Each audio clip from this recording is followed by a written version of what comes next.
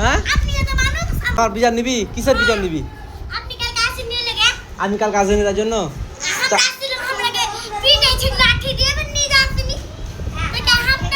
তা আমাকে আমাকে কে পিটবে তাহলে বলছিস পিটবি হ্যাঁ তা আমারও বিচার করবি হ্যাঁ তা আমার যদি অসুবিধা হয় তা আমি না আসতে পারি তার জন্য আমারও